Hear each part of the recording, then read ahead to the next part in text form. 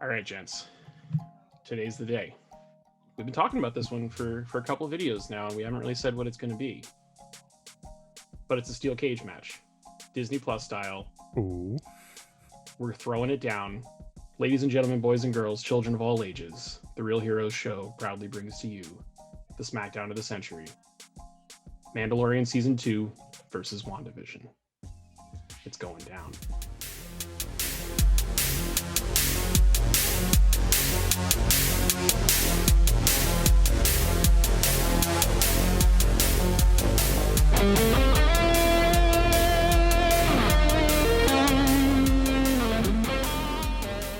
Ooh, barbed wire and explosions, baby. I know that these two shows are very different. I don't give a shit. We're going to talk about it. So welcome back. Another episode. We're going to talk about WandaVision versus The Mandalorian Season 2, because as it stands right now, Mando Season 2 is the flagship series for Lucasfilm on Disney Plus, and WandaVision is the only one. So technically it's flagship by default for Marvel Studios. And I am curious to see what you guys think. I've asked some friends offline what they thought, and I've got some interesting answers. So let's start with The Mandalorian. What do you think? Are we talking about season 1 and 2, or just season entirety? 2? Let's do just season 2, Okay, so it's fair, because it's like 8 episodes versus 9 episodes. You know, what do you guys think about what makes Mando better than WandaVision? Let's start there. And Kevin, I'll start with you. Mandalorians and dark sabers. No, I mean, WandaVision, amazing, and I like it. I like WandaVision for the vehicle that it is to get somewhere else. Mandalorian, however, like, I was really able to just get lost in that universe. And while there's a lot of speculation about what comes next with Mandalorian, I didn't get lost in that, you know, like I did with WandaVision. So with Mandalorian, I was able to just sit there and enjoy it for what it was. And then by the time we got to Luke Skywalker, which that's one thing I do like, we got a little bit of what we wanted and what we expected. Yeah. Unlike WandaVision, they weren't afraid to give us something huge at the end of it, to just go big and say, here's Luke fucking Skywalker for you. You know, and not to mention just the acting was just stellar in Mandalorian. Not that it wasn't in WandaVision, but you know, Giancarlo Esposito, come on. Yeah, you can't really fight Giancarlo. All right, Nick, what are your pros for Mando? Oh man, I mean, obviously Luke Skywalker, having multiple Mandalorians with the inclusion of Boba Fett, right? I'd also say because of the dark saber, we've got the other what's her face? I can't think of her damn name. Ahsoka? Well, Ahsoka too, but other Mandalorian. Bo-Katan? Bo-Katan, yeah, like the owl, the Owl Watch, right? If I'm remembering that correctly, but like having all of that, it makes it hard because of maybe comparing the characters from Mandalorian to WandaVision, right? So Wanda, the twins, Pietro, Vision, White Vision, Agatha, you know, Monica Rambeau. Like it's hard for a character matchup, because it's like there's some characters I wanted to see, obviously pop up Mandalorian, we got to see, right? Like, I mean, so I think for maybe a character versus character section, I'd probably have to give it to Mandalorian again. Like, you know, having Mando himself, Din Djarin, and let's not forget the little green man himself. Yep. Grogu. You know, so I mean, he's like the number one most searched, you know, character in the show. So, you know, it makes it hard for that aspect. But I think, Kevin, I think you kind of nailed it though. Like, you could sit there and watch it and be immersed in it, but to kind of see what's coming next, it's like I don't know. You know, like there's really not much to go on except for that last post-credit scene, which was like, oh, the Book of Boba Fett's coming. Cool. That's for his own show, not for the continuation of Mandalorian. Yeah. And even but during Favreau and the show Filoni. itself- What's go that? ahead, Kevin. You're good. Go. I'm sorry. Favreau and Filoni are just not afraid to name drop too in the middle of the show when So they true. go. They talk about Thrawn, and you know, they give us those Death Troopers and all that kind of shit. They're just not afraid to go there. Whereas, because they're creating the universe as they go, kind of. But when it comes to MCU, they've got so many different properties in play and different stuff to think about and different writers on each one of those properties. And it's like, I guess I understand it to a degree where you say, you can't really say this in WandaVision because it didn't happen in the script that we're already vetting over here. That's not going to happen for 2 years from now. It's tougher than it is when it's like Favreau and Filoni going, hey, we're doing the next show too, so we can say whatever the fuck we want in this one and then put it in the next one. Yeah, you know, so for me as a Mandalorian was a little bit more fun. At the same time, the level of mystery is much higher in Mandalorian, which is interesting because you think of WandaVision as a mystery when it's what you're watching it and it's unfolding. But however, before the show aired, Feige got on stage and said, yeah, this is a show that it's a homage to a bunch of sitcoms that by the end turns into a full-blown MCU movie, and then after that is going to lead directly into Doctor Strange. So we know before the show even airs its first episode exactly what it's going to be and where it's going to go by the end. Mandalorian, we were halfway through reviewing that show and we were like, all right, well, we haven't seen any footage for these last 4 episodes. We have absolutely no fucking clue where this is going. And Lucasfilm is a little more about the secrecy and keeping the secrets than Marvel is. Marvel's a little more willy-nilly about things because their universe, like you said, is so connected. They kind of have to a degree because they can't announce one movie and then be like, oh yeah, and we're doing this show, but they're not connected. They're obviously connected, right? So I would say Mando wins it on that. I think the VFX are better on Mando also. I think that volume technology that they use can create scope that shooting on a real set, you might be able to do it in one location, but it starts getting expensive to do that in a bunch of different places.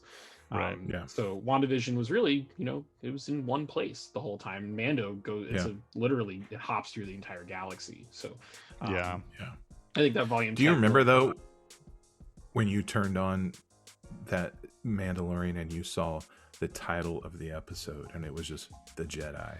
Yeah. Like the chills, the first time you saw that, you're like, it's happening.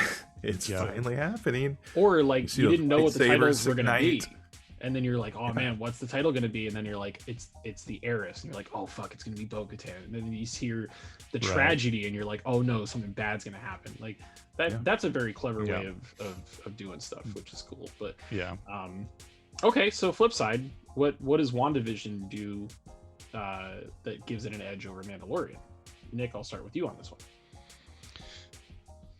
I think it paints a bigger scope, not to say that the Star Wars universe isn't vast, but Marvel as an IP has been around a lot longer than Star Wars has. And I think it's to Star Wars' disadvantage because of the extended universe not being canon, because Lucasfilm has their head up their asses on this. You take away from so much that can be done. Whereas Marvel's like, we have source material. Right. 80 years pull from it. Yeah, pull anything you want from it. Attribute anything you want from it. And while doing their own little spin, right? So they're still kind of making it different. So it's not entirely 100% the way it is in the comics, but they still find a way to make it exciting. And I think for the sake of WandaVision compared to Mandalorian, it's building up to not just like the next season or next year, but it's setting up an entire phase of movies. So like I think the impact and the weight that WandaVision has is a bit bigger. That's not to say that Mandalorian didn't have some revealing characters like Ahsoka, Luke Skywalker, Grogu going with Luke Skywalker, so, but again, I still don't think it's the same weight that the movies that are coming with the MCU has. Like, we don't know what's going to happen with Luke Skywalker and Grogu. There hasn't been any sort of show or movie announced with that. We only got an Ahsoka show, and we know that's not going to be an ongoing thing. That might be a 1 or 2 and done season or series. So Mando sets up like 3 shows at the most, whereas WandaVision is kind of the beginning of 18 different projects that are all part of one phase. Right. So exactly. Right. And not to mention the fact that we've already seen the end when it comes to the Star Wars universe, or not the end of the universe, but like we've seen the end of Luke Skywalker. We've seen how all of this kind of plays out, and now we're just going back and filling in some gaps. Yeah. So to a degree, that's cool because you go, but what happened in the meantime? I want to see that. But then also to a degree, it doesn't matter. Big picture doesn't so much matter, because which puts a damper on it. It does to a degree. But when it comes to the MCU, like Corey said, all of those 18 projects, they're all brand fucking new. The only one that happens in the past is that I know of, at least, is Black Widow. And even that one serves to kind of move forward the character of Black Widow by introducing a new character that can Black play. Widow. Yeah, exactly. Yep. Right. So. Very interesting. I think WandaVision had better acting. Too. And part of that could be, I don't know if that's like scripts or directing or actors or what, but the 2 leads in WandaVision were their chemistry was far beyond pretty much anything honestly, that any of the Mando characters had. The other advantage to WandaVision, I'd say, from a story perspective, is that all 9 episodes led into the next one, and it felt like one big story. Whereas Mandalorian movie, the intent behind it is to be like a serialized Saturday morning cartoon type show where it doesn't all 100% sync up and line up. Like, there are certain episodes of Mandalorian that you could literally, like, you can pull them out of the series and forget about them, and the end point at the end of episode 8 is still the same, where Luke takes Grogu and they go and do Jedi stuff or whatever. But with WandaVision, if you took half of an episode out, you'd miss important stuff that was critical to the progression of the story. So I think from a structure perspective, I'd give WandaVision the nod on that. I'd love to see Mandalorian move to a more, every episode counts towards progressing the story fashion in its 3rd season, which hopefully it will. But I would say those 2 things, performance and story structure, are what I give WandaVision the nod for. Yeah. So, Bill Burr, though. Fucking Bill Burr. Fucking Bill Burr. Fucking Bill Burr. That was a really nice standout performance. I'll give him that. There were some moments in Mandalorian that really, really, really stood out. But I think you're right. Overall, when it comes to the acting, most of what was going down in the Mandalorian was either behind a mask and a puppet, or a puppet. There's not a lady. There's not a hell of a lot of acting to be done in a lot of those scenes, aside from voice acting. So I think you're right. WandaVision really does get the nod when it comes to the acting. Music wise, however, I will give it to Mandalorian. The WandaVision, the jingles were great for the sitcoms, but the film score part of it kind of just got lost on me to a degree. Like, it was there and it was fine and it was cool, but that Mando theme and the way they've twisted on it and changed it and whatnot, Ludwig's stuff is awesome. So all right, so moment of truth, boys. If you had to pick one, if you were stuck on an island for the rest of your life and you had to choose whether to watch Mandalorian season 2 or WandaVision, which one would you pick? Ooh. All right, so twist, because it's season 2, I'm going with WandaVision. because WandaVision encapsulated end-to-end full story. One story. Okay. With Mando season 2, you're only getting half of the story that has been created over the course of 2 seasons, which they both matter to that story. So yeah, I'd rather watch WandaVision over and over than to watch just one season of Mandalorian over and over. Okay. Nick, how about yourself? Yeah, that's actually a really good point. If you're combining the Mandalorian season 1 and 2, then I might have to take it with Mandalorian. But if you're only getting one season, unless you didn't watch the first season or couldn't watch the first season, you had no recollection of the first season, and you just watched, someone gave you, here's season 2 of Mandalorian, here's WandaVision, pick one. You're like, I've never seen either show. I don't know what it is. I'll just pick one. A lot of things would seem out of context with Mandalorian. Again, rightfully so. It's the second season of a series, but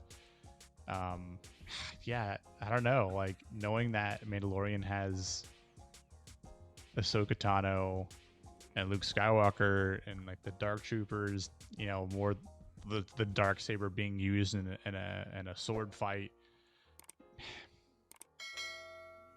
Oh man, it's tough. It's really tough. Like, I feel like I could change my answer on a daily basis or a weekly basis, depending on how I'm feeling. Shit, are we gonna have to call this a draw?